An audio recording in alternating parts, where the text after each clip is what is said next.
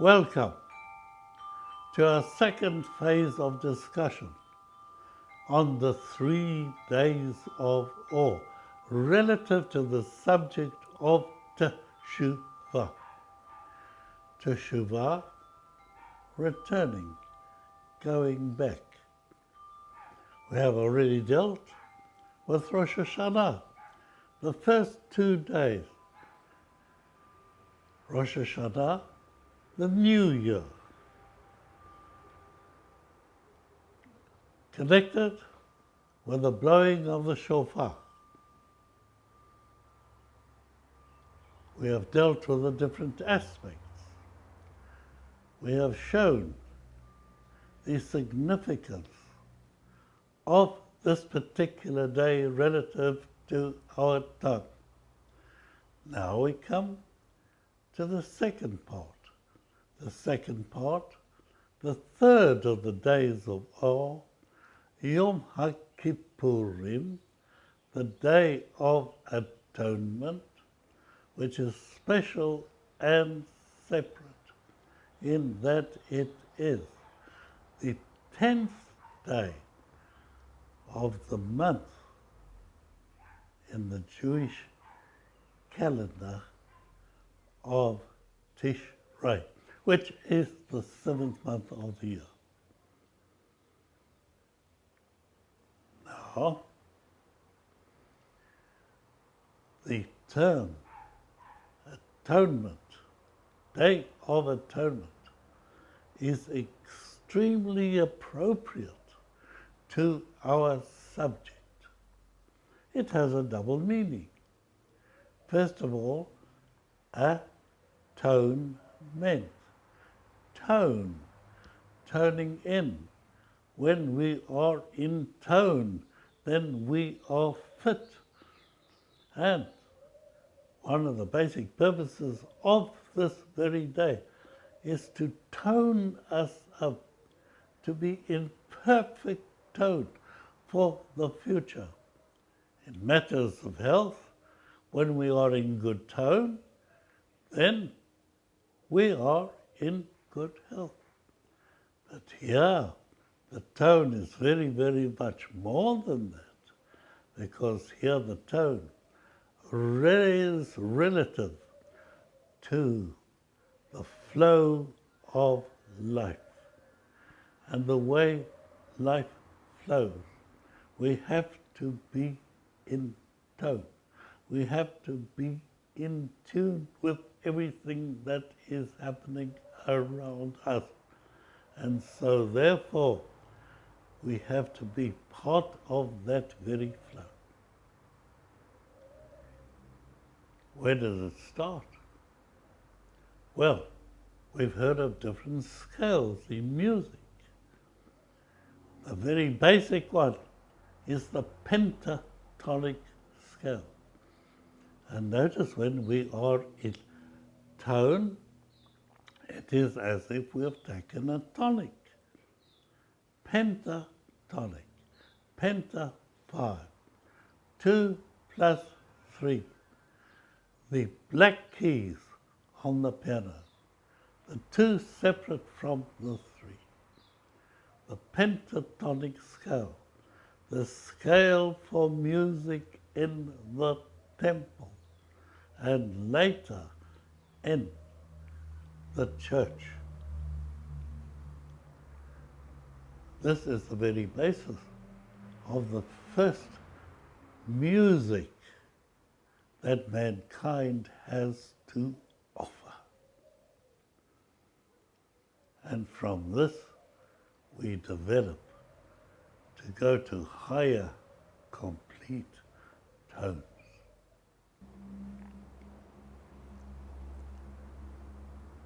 And then again, the Day of Atonement is the Day of at-one-ment. To be at one, to be completely at one.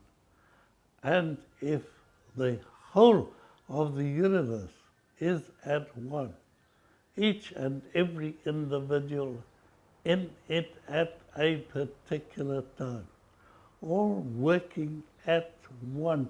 We have the perfect unity to which we are trying to subscribe, trying to find a perfection for a start, the perfect start, which goes to the imperfect, where there is a lack of unity.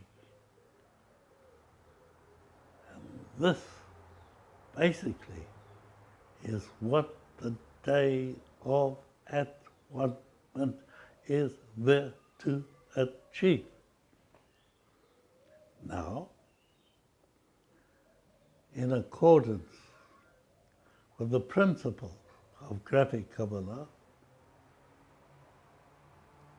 the idea is that each and every one of these events in the calendar must be in times with time as a whole. We are living in the now. What is the meaning of being at one today? Is there anything special? Is there any purpose? Is there anything which we have to do today which we didn't do in the past?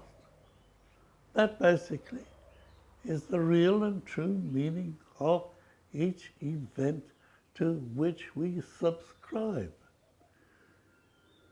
We want to be in faith. There are great teachers in the past, but they taught for the past. They taught for their generation. They taught for their times how to keep in faith with the times at that particular time. We have to see what there is to teach. In other words, what is the significance of the Teshuvah for us now in this very day? And here we have something totally and completely amazing. It's mind-boggling. What is it? We go to modern science. Modern science at this very moment has a basic problem, which it is trying very hard to resolve, and is on the brink of resolving. And what is this problem? Well, in the overall, there are four powers. There are the strong and weak nuclear forces. And then there is the electromagnetic force. And then there is the gravity force. We have learnt in our times about an electromagnetic field. We know now that each and every one of us is an electromagnetic field. And we walk around wherever we are in that particular field. So, the other powers have to be in phase with our field. The scientists suggest that strong and weak magnetic forces have little to no effect upon our lives. They can be discarded. They're wrong. But there is one power, gravity. It's a bugbear. Gravity is a weak force. And yet, the scientists find it quite impossible to marry the gravity force with our electromagnetic force and our field. And we suffer from gravity each and every day. Gravity, things fall, we drop them, we fall. If we were elevated to a degree where the gravity didn't affect us, we wouldn't fall. We would be uplifted forever. would be right up there and yet with our feet on earth. That is what the scientists are trying to find. That is what they want. And then they had a tremendous breakthrough, an amazing breakthrough. One of the greatest breakthroughs that science has ever had, has ever achieved. And what is that? They have discovered the graviton, the particle of gravity. Now, this particle in true existence proves Einstein's theory of relativity. But it does more than that. It actually shows that everything that Einstein has said, for example, that when you go close to the speed of time, the rays are bent and we're able to do a complete circle right around and come back to where we were.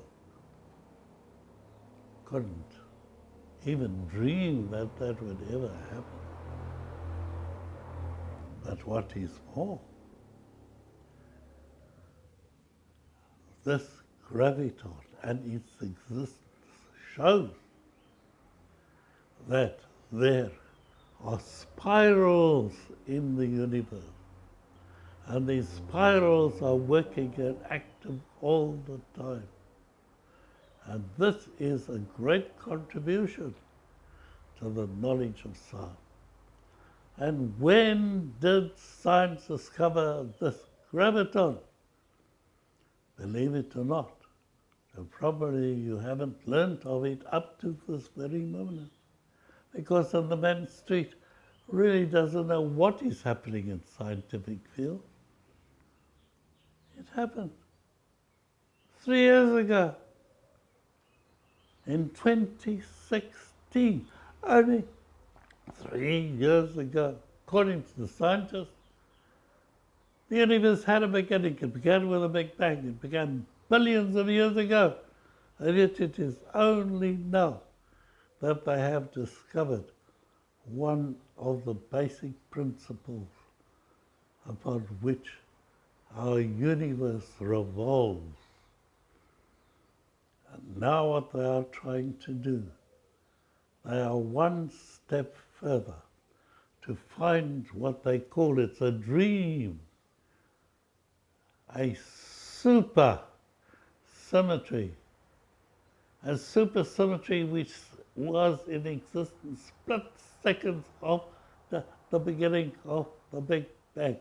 They're trying to go back to that perfect situation in which the whole of the universe was a unity. And that is what he's looking for. Supersymmetry is in the Torah. We have it. That is what Yom Hakippurim is all about. And therefore, in the light of that, we have a tremendous contribution to make, believe it or not, to the annals of science. The Torah can teach modern science about things that has already been achieved.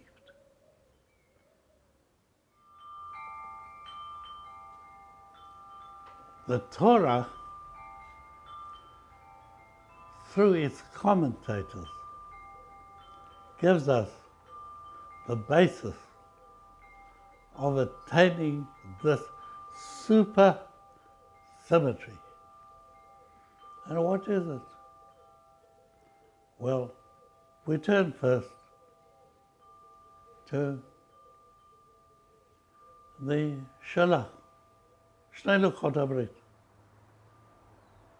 And he tells us that basic to our universe, underlying the universe, present, and yet nobody is aware of its presence. It is there.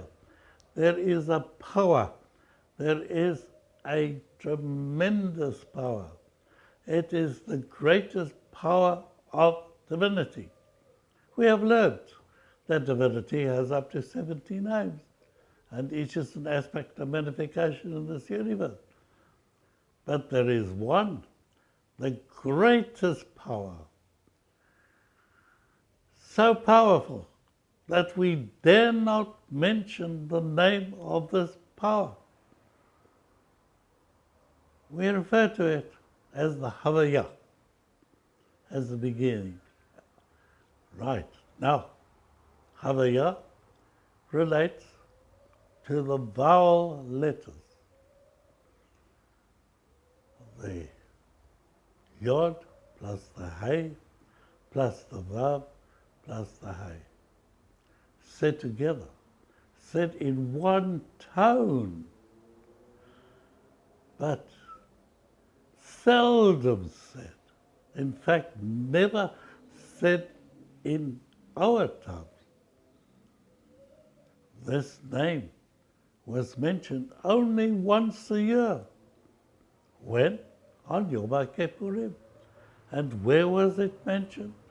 It was mentioned in the temple service on the day of Yom Hakippurim, because on Yom Hakippurim everything is concentrated on the basis of the existence of a temple, which is the basic universal model, the model for perfection, and which we still maintain today in our minds, because even though that temple is not there anymore, the principles are the same.